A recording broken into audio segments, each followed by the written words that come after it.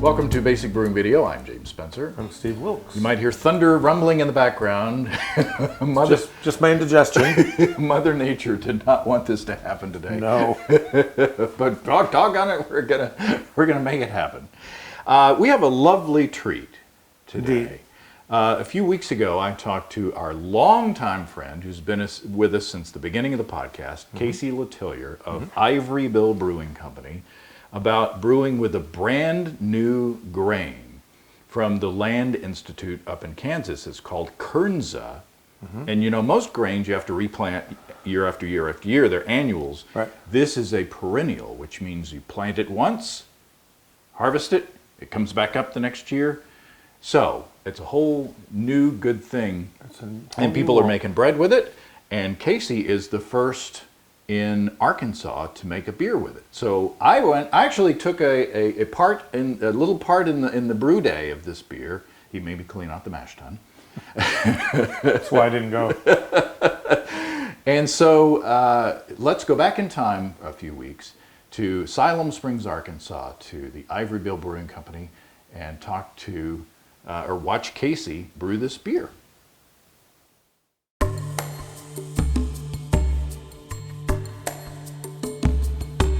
I'm Casey Letellier, and we are in the tap room at the Ivory Bill Brewing Company. We are a traditional, open fermentation, British-influenced brewery, about 5 British barrels, which is about 7 US barrels, and we brew on a vintage British system that was built for a brewery in London in the 80s, and we make all top cropping, open fermented, single strain beers in beautiful downtown Siloam Springs. Kernza is the world's first perennial grain, and that has just a huge array of implications for agriculture in terms of making it more sustainable. Traditional agriculture, all of the grains that we usually use for making beer are annuals, which means you plant them once, and then after you harvest them, you have to till the soil and replant them.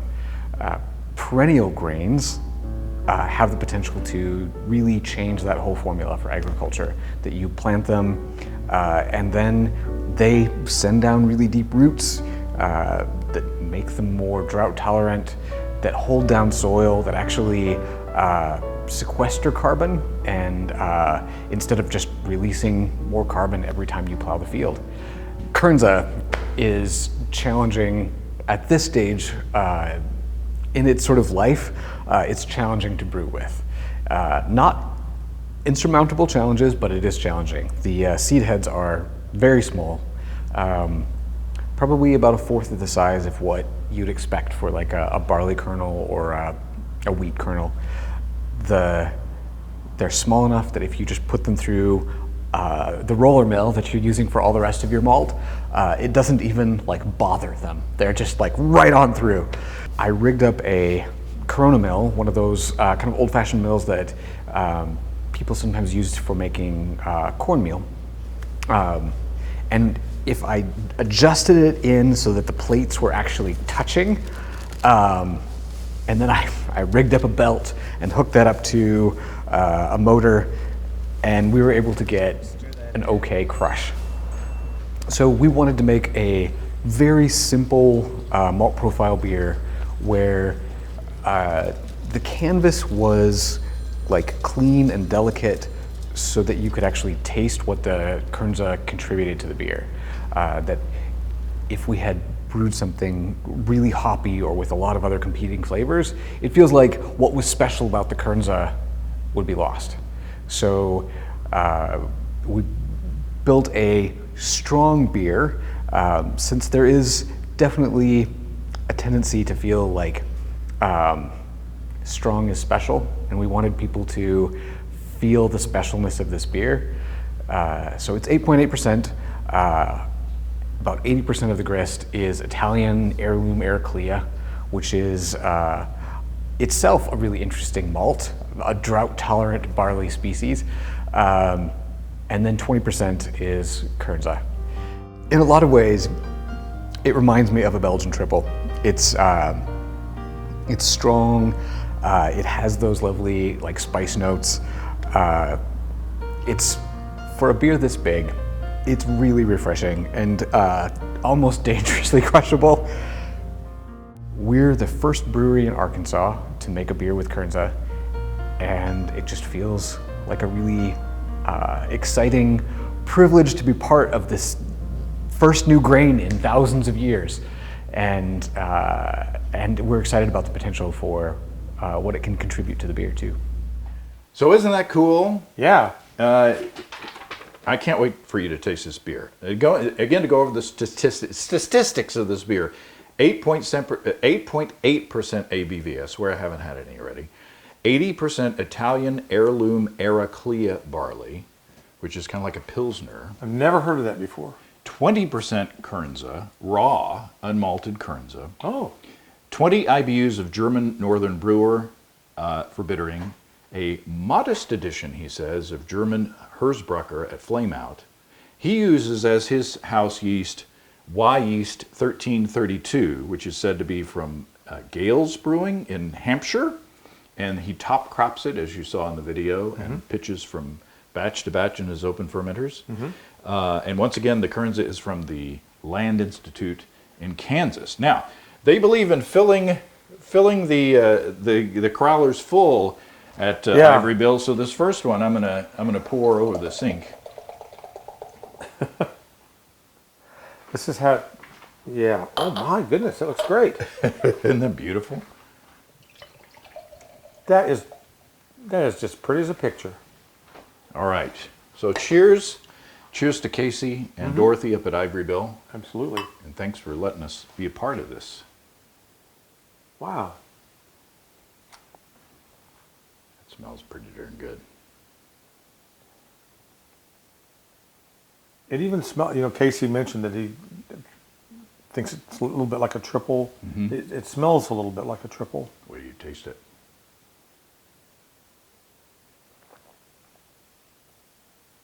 Tastes a little bit like a triple. Isn't that good? That's really good. It's not triple. It's not fully triple. No, it's not But it's just full-blown got that Belgian. hint. It's just got the hint.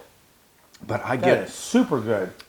when I tasted it at the brewery the other day when I did the interview with Casey, I got a lot of banana and a little teeny tiny bit of clove, but I get cinnamon.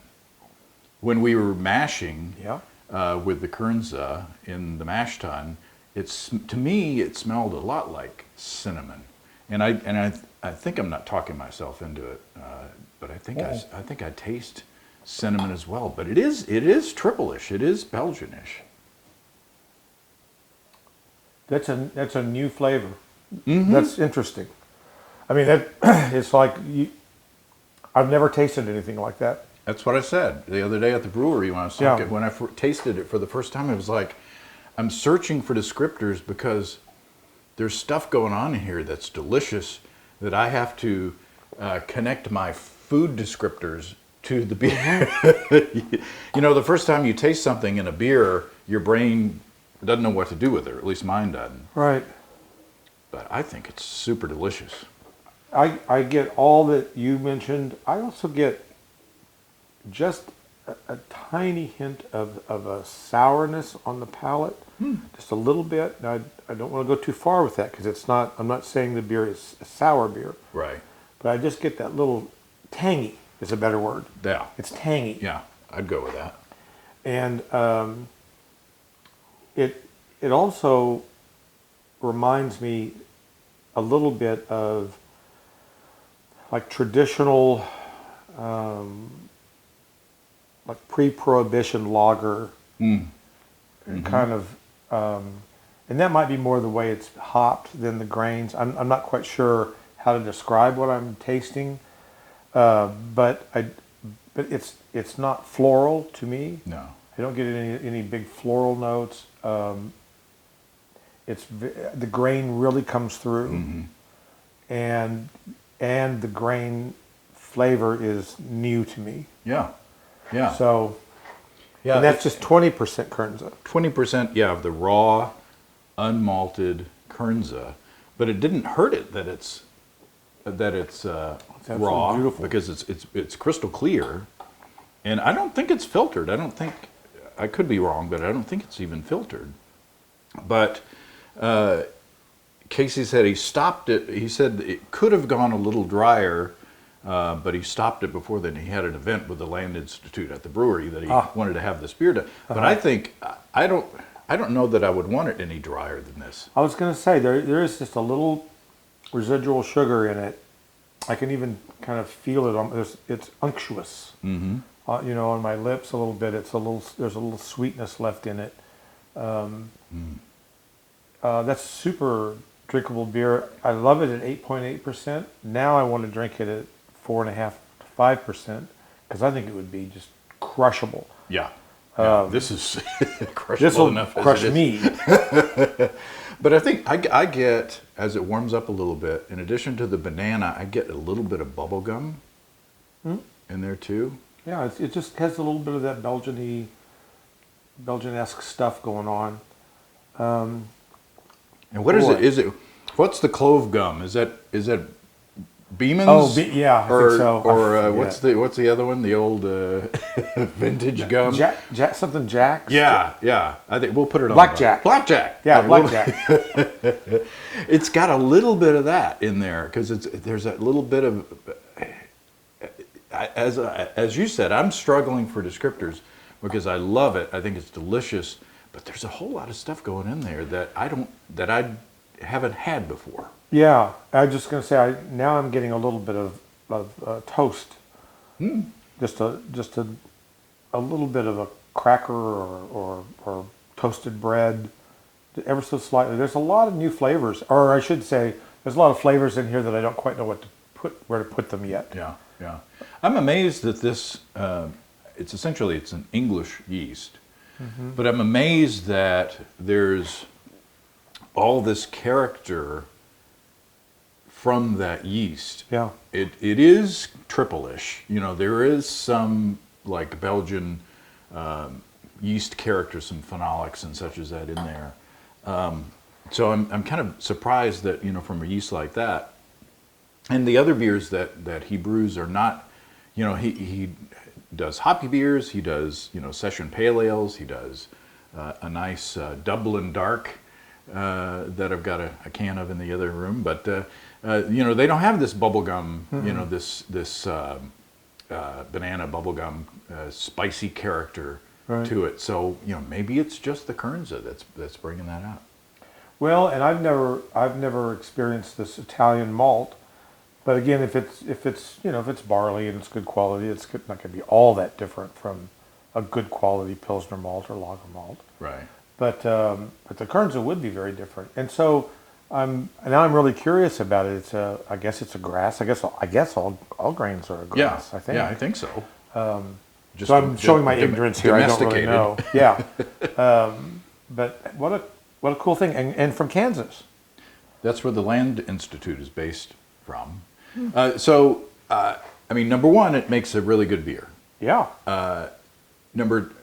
Number two, I mean, you know, for our purposes, number one, it makes a good beer. Number two, it's better for the environment. But you're not plowing up the soil.